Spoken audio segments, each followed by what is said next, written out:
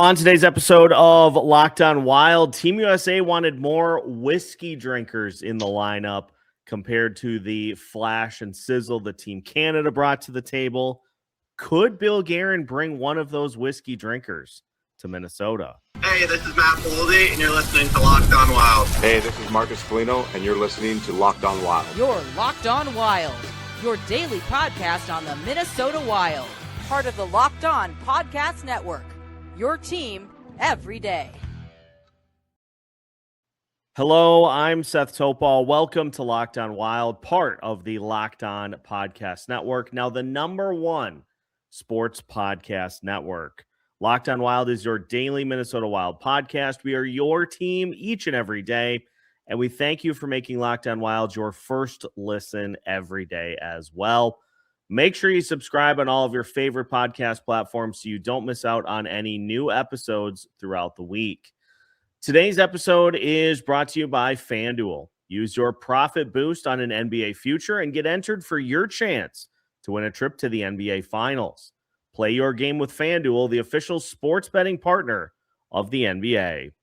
On today's episode of Locked On Wild, we will recap the gold medal win for Team USA and the notion of whiskey drinkers versus milk drinkers, the personality that Team USA had on the board compared to Team Canada.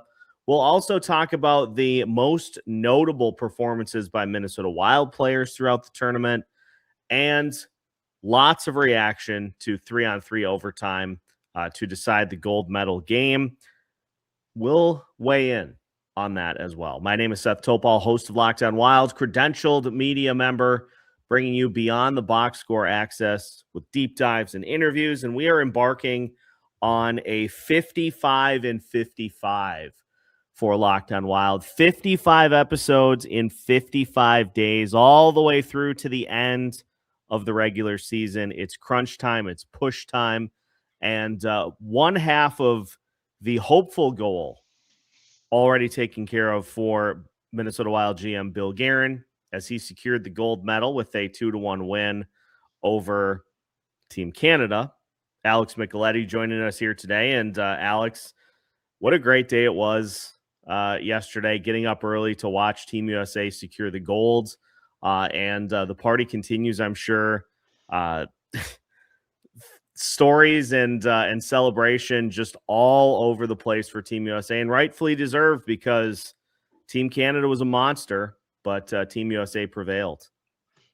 Just incredible, right? You see how many chances Canada had to win it there in overtime, and then Nathan MacKinnon missed the empty net too, and then Jack goes down there, and Zach Werenski makes an amazing pass over to Jack Hughes, and he goes 5-hole on Binnington, and the celebrations were just epic. All the guys, Jack Hughes yeeted his helmet up into outer space, and he had Faber and Boldy embracing. Just phenomenal. What a special moment. And I think one of the cool things to see was the continued tribute to Johnny Gaudreau after the game. That was pretty emotional. But bringing his kids out there, that was just in the team picture. Just lots of emotions with that. That got me a little bit. But there were so many stories and so many reactions of fans across the country, and I always love seeing those other athletes that are tuning in, and you've got major athletes from every sport, every walk of life that are tuning in and watching. It's just fun to be kind of the focal point of all the attention. And the hockey world was at the forefront here since the women won gold against Canada in similar fashion. Hockey was at the forefront, and it's fun to see everybody kind of appreciate what the game of hockey is and what sort of excitement it can bring as well.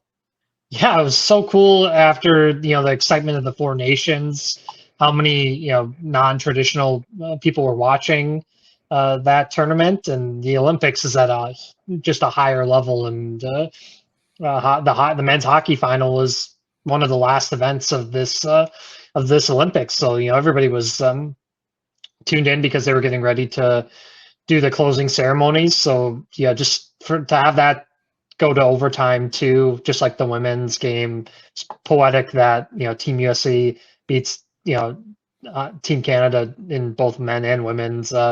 Hockey Canada's got to be freaking out right now.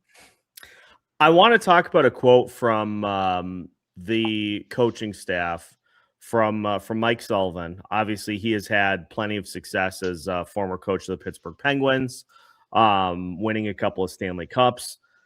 He said after the game, this team was built with personality in mind. We were loaded with personality up and down the lineup. There are whiskey drinkers and milk drinkers, and we have a lot of whiskey drinkers on this team. I love that quote because I think it was pretty easy to see that that's what Bill Guerin was trying to do. Mm-hmm. Roster, going in that you're going to have Connor McDavid, you're going to have Nathan MacKinnon, Cale Makar on the other side. And so you can either try to bulk up and try to beat them in a track meet, or you can try to beat them in a street fight. It doesn't hurt to have the best goalie in the world, and Connor Hellebuyck, who had one of the all-time performances ever by a goalie, but there needed to be some of the other elements involved. And I think of the penalty kill that was perfect all tournament long and came up big with the 5-on-3 that they were able to thwart with those names on the ice for Team Canada. And that's what guys like Vincent Trocheck, JT Miller brought to the table. And, Trocheck talked after the game and he said, we knew that that's what we were going to be relied upon to do when we got here. And they just went out and did it. They filled it perfectly, and they shut up a lot of people. Good for them, and they knew what they needed to do. And like you said, even when Canada was humming there, they were able to get both of those power plays killed. Brock Faber was incredible out there too on that 5-on-3, and this team came together, and a lot of those guys played on the national development team. Mike Tirico brought that up as well, and some of these guys have been playing together for years and years. Some of them grew up together, and so it was just kind of cool. Kind of the especially when Faber and Boldy were embracing it, brought back memories of Miracle. A bunch of guys from Minnesota and Boston. So just like 46 years later, and to win gold was pretty cool. And Milan Cortina was such an awesome host. I thought. I loved after the game what Mike Tirico was talking about, that the 1980 team is always going to have their place. Mm-hmm. Yes. And that this 2026 team is going to help kind of pull in a new generation of fans. But you can't have the sustained success as a country in the hockey world. You can't have the sustained success without both. Tirico's an all-timer. Just the best broadcaster. Yeah, just on a kind of a broadcast nerd level too. How good was Kenny Albert? Just amazing. Both games. Yeah. And Eddie O, I made the funny joke on X. I was like, he always loves to point out when the broken stick. He craves it. It was amazing. It was right on cue. I just love it. Yeah, they were great tandem throughout the Olympics. And that point by Tirico, I think is so important. And when I was scrolling through social media, I saw the War Road girls hockey team actually made a point to stop and visit with one of the 1980 Olympic medalists to just say thank you for everything that he did to kind of help pave the way for War Road hockey.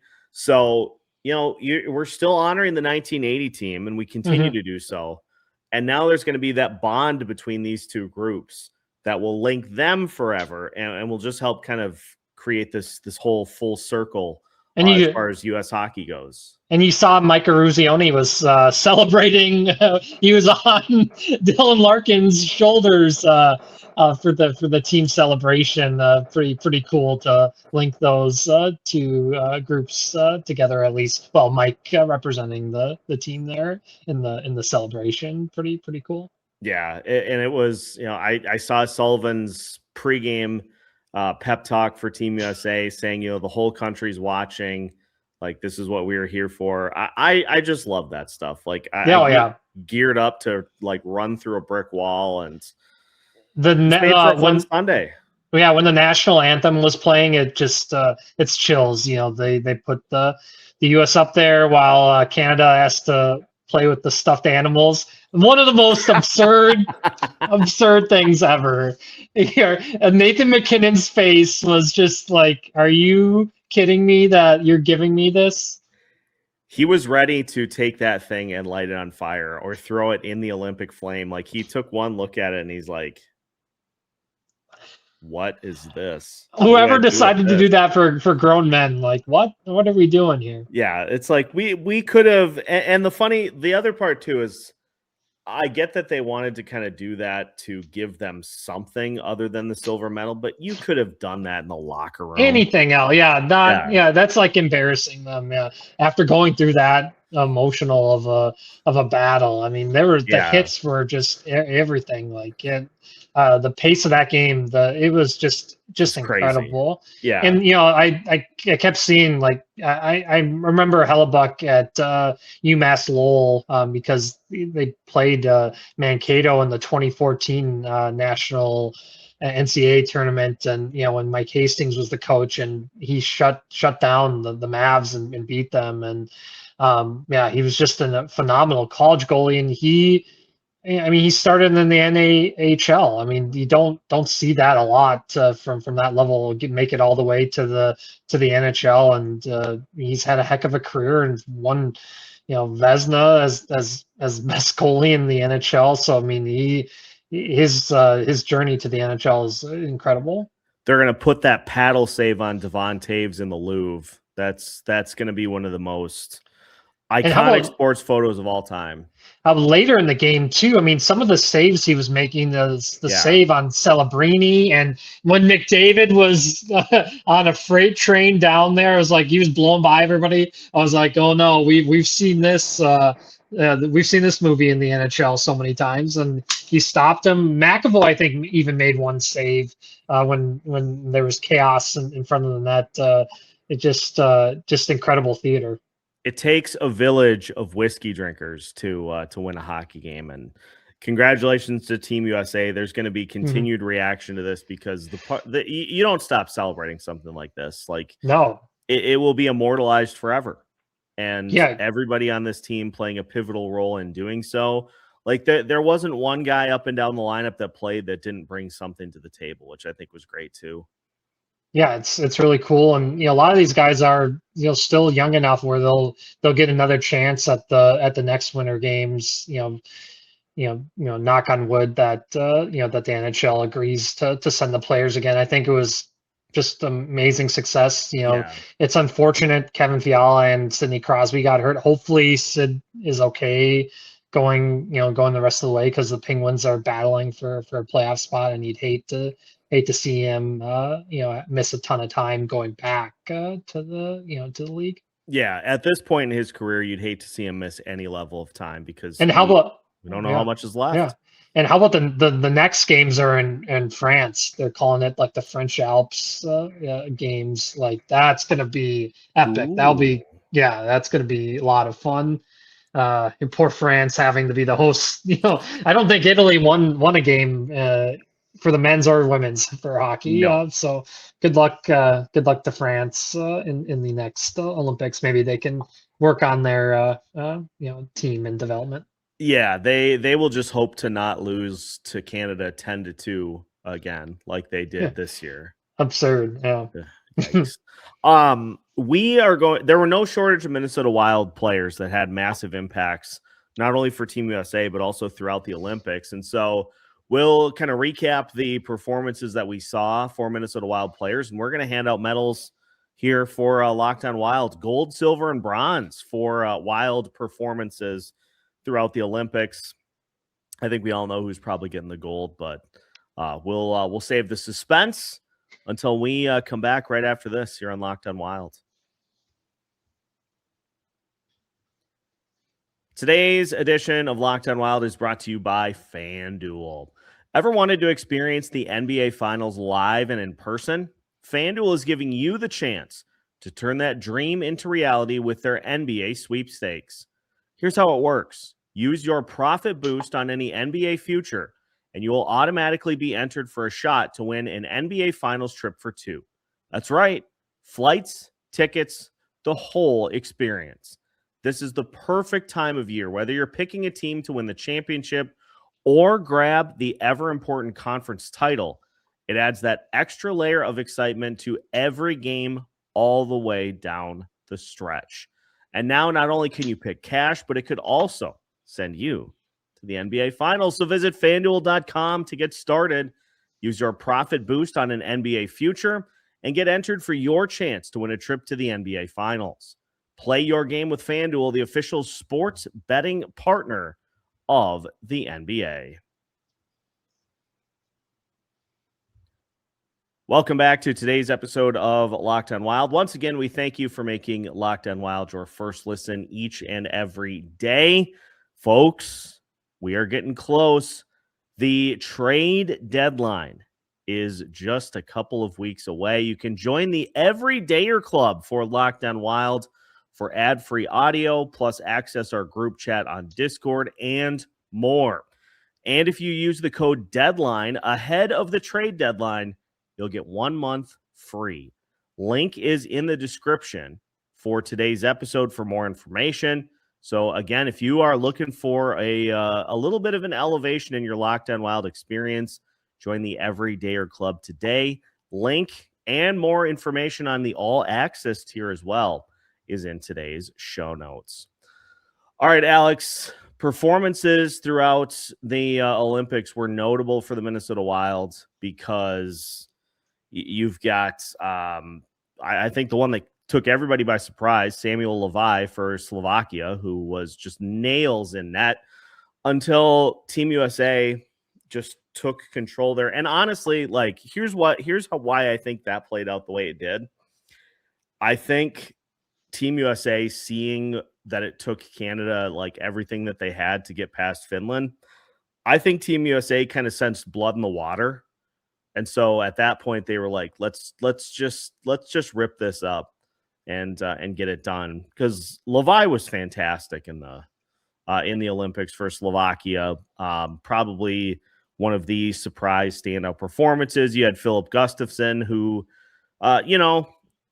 I'm not super concerned about what we saw from Gus. Just a couple of weird goals, and hopefully he just flushes it and moves on. And I think he will. Joel Eriksson Ek, one of the standout players for Sweden as well. And then of course Faber, Boldy, Hughes were pivotal parts for Team USA. Nico Sturm playing a role for Germany as well. So let's try to hand out some awards for the most notable performances. I think if I had to go bronze, silver, and gold, I'd probably go Levi for bronze. Same here. Silver, I think I would go to Matt Boldy. Same. How about that goal that he scored to start the scoring, where he just hot knife through butter through the Canada decor, and he just went straight at Taves and throw. Not just, it was the top pair of Taves and Makar. Is just insane, and what a move on Binnington there at the end. And it not only, so he scored a couple of goals, but I think by and large, I think Boldy was the most active player on the U.S. roster. I don't think it's a question to say that he was one of the 3 or 4 best players on the entire team. It was weird at times, the forward group, especially in that Canada game. A lot of guys looked lost out there, and to get that early one, I think really at least it set the tone to say, hey, we're here to play. We're not just gonna let Canada just do everything that they want. And so really, really cool for him. And on the biggest of stages too, the confidence level is just at an all-time high for him, which is just great to see. And then the gold, Quinn Hughes. I mean, incredible. I mean, it looked like, especially late in that game, he was going around the world. It looked like a couple times, just insane. He played the most minutes again I think he played the most minutes for everybody in that entire game, which is just saying a lot. He literally led the world in time on ice. How about that? He can't make that up. And I mean, the most emotion I've ever seen from him when he got that overtime winner against Sweden too. Just incredible. As far as the time goes, it was Quinn Hughes' time on ice in the Olympics. The amount of time that America has been a country was a close second to that. Yeah, Quinn was setting records all over the place. I think he's going to have the record for most Instagram stories in a single day. I mean, that man was with the time difference. He was posting until like 3 or 4 o'clock in the morning. So he was having a good old time over there. And the A+ at the podium with Jack and Austin Matthews. And by the way, how about Austin Matthews? I know he really shut up a lot of people. Yeah, that was his numbers, not what they have been in previous seasons, but that dude's just a gamer. Yeah, I mean, and they were defending Austin big time, and I mean, he's in the craziest market, obviously, in Toronto, and the amount of pressure on that man to win is just at insane levels, and like you said, the numbers are kind of down because they aren't as good of a team as they've been in the past. Losing, Mitch Marner was just a gigantic loss for them. And, he really, I think he was the ultimate captain for that team. Yeah. And also just the ultimate move by Quinn Hughes to get the I don't know who he was flagging down, whether it was like the comms person or just it might have just been Bill Guerin just off stage, and Quinn is like, absolutely. Another one. Yeah. The memes coming out of that are just phenomenal. And one of the funniest thing I always like to observe what's like going on in locker rooms, and the photo that Jack posted of himself. I mean, there was Michelob Ultras everywhere and PB&J sandwiches. The guy, that's all they had. The combination. I'm sure their stomachs are going to be hurting when they wake up. But it was like Coronas, Michelob Ultras, wine. I saw a bunch of wine glasses. I put out another thing on X too. I was like, do not let Jack anywhere near glassware with all the mishaps he's had. We need to keep him healthy. I've done that combination. It works out fine if you kind of space them apart. Yeah. That plane ride to Miami is going to be interesting. Oof. There's going to be a lot of it's going to be a very quiet flight. Very quiet flight. Yes. Yeah. Turn the lights off. I'm going to amend my bronze, silver, gold because now I feel bad. Mm-hmm. Brock Faber of the bronze. Okay. Because he was all U.S. just all over the place again, and he was so close to getting the double doink of hockey. It was so close. But he defending on that 5-on-3 and being able to, after not playing together since the Four Nations, being able to just pair up again with Sullivan, and that D pair was they were just ice all solid game. Yeah.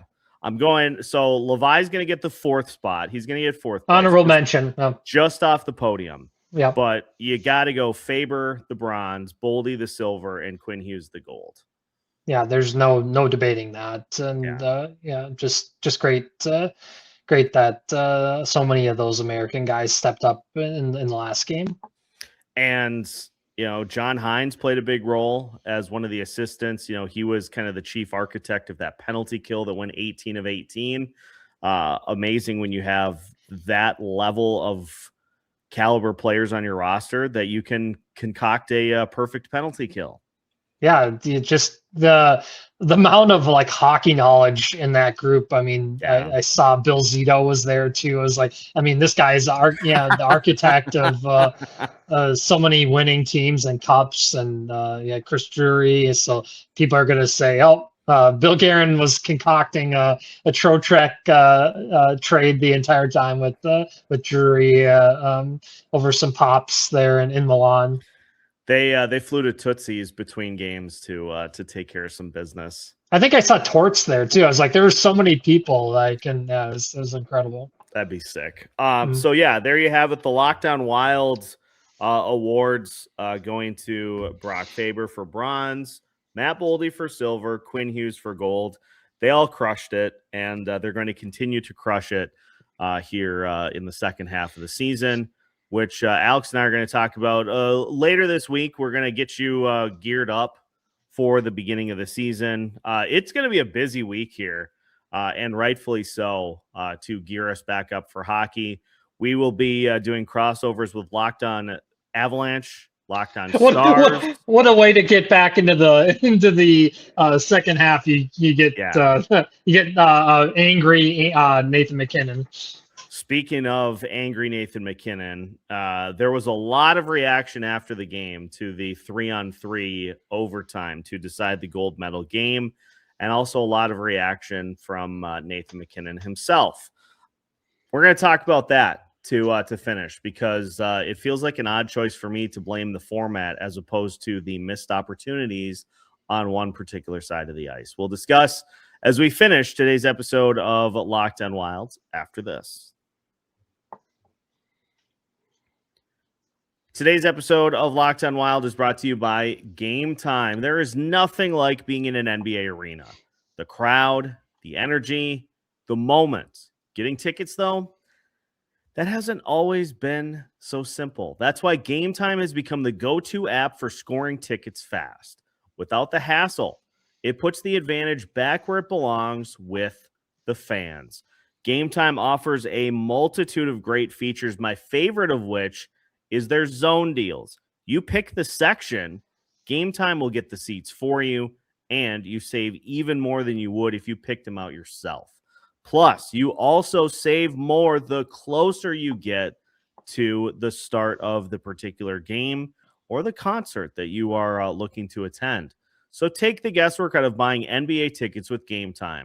Download the GameTime app, create an account, and use code LOCKEDON for $20 off your first purchase. That's code LOCKEDON for $20 off. Download the GameTime app today, and remember, it's gametime.co, not .com.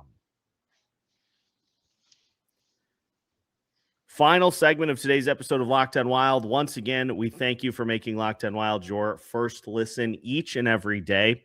Make sure to like and subscribe so you don't miss out on any new episodes throughout the week. I'll mention the itinerary once again for the entirety of the week. We, of course, have Denny's show tonight at 8 o'clock, a full recap of the things that Denny observed throughout the Olympics. It's A+ and can't miss as always, so make sure to tune in so you don't miss out. 8 o'clock tonight on YouTube. We're talking with Locked On Avalanche. We're talking with Locked On Stars. We're going to mix in a Kevin Gorg appearance this week as well. Full kick back into regular season mode. 55 days until the end of the regular season. And so we're doing 55 episodes, probably more. 55 and 55 to get ready for the postseason push. You can count them if you'd like. We'll get there. Alex, so there was reaction, a couple of things that I found interesting in reaction to the gold medal game. Nathan MacKinnon saying that, and I quote, "I think you can be the judge as to who the better team was out there on the ice tonight." Pardon my French, but no bleep, Sherlock. I mean, we get it. Yeah, I mean, yeah, we saw your talent, but that talent didn't finish too. Yeah, you had a 5-on-3. How about how about Team Canada connects on one of the breakaways? Macklin Celebrini had one. Connor McDavid had one. Nathan MacKinnon had half of a net wide open with the puck perfectly on his stick and still couldn't connect.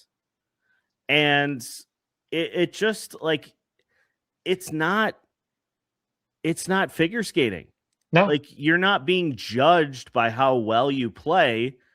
It is about the goals. This happens all the time in hockey. So I'm kind of surprised to hear this be the reaction.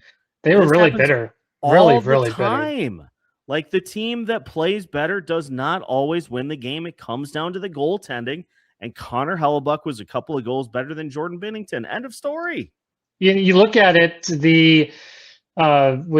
with Canada, their weakness was the net and the not as much depth on the back end there compared to the U.S. Look at Hellebuyck, Vezina winning goalie, and look at the decor was just absolutely incredible. Brock Faber, Zach Werenski, I don't think he gets enough credit. Plays in Columbus, so they're rarely on national TV, but he's having an incredible season. He's going to have 20 plus goals. And you have just a bunch of shutdown guys too. McAvoy was just an absolute just a boss out there, and Sullivan just always steady and. Just they had that advantage in key spots, especially when it gets down to the end of the game there and 3-on-3. There's Quinn Hughes just absolutely led the way too. So that reaction, and then also if Sidney Crosby would have played, this would have been a 5 or 6-0 win. It's like, I think Crosby certainly would have made an impact. Mm-hmm. But let's not just sweep the would-be goals for Team USA that didn't go in. The double post for Brock Faber. Mm-hmm. There were a couple other opportunities. Quinn Hughes, again, off the glove of Binnington, who got lucky. If it would have been a little bit more elevated, it would have been in. It was right on the money. So it could have been 4 or 5-1 for Team USA too. That's just how it bounced this time. I was shocked by what John Cooper said too. He was just that 3-on-3. It's not in the NHL playoffs. It's not it's not a thing, and he thought it was kind of gimmicky to have it in this gold medal game, and they was really bitter for a guy that's won multiple Stanley Cups. I don't think he would have been saying that had Canada would have won. And for a team that freely deployed Connor McDavid, Nathan MacKinnon, and Cale Makar as their 3. Right. That's a cheat code, and they still couldn't score with it. So, it's just. How about you just capitalize on the opportunities, and then we're not having this conversation. Binnington leaving, parting the seas for the biggest 5-hole that I've ever seen. Made it easy for Jack. Yeah, there are a lot of questions as to why Logan Thompson didn't get in net. And honestly, shocking. I can hear him out. Yeah. They're going to be, I think, regretting that one for sure, because he didn't look the same like he was for that Four Nations. Yeah, and you made a comment before we started recording too that this was not Four Nations Jordan Binnington. No, this was not what we saw in the Four Nations tournament that led to him being able to outduel Connor Hellebuyck in the championship game there.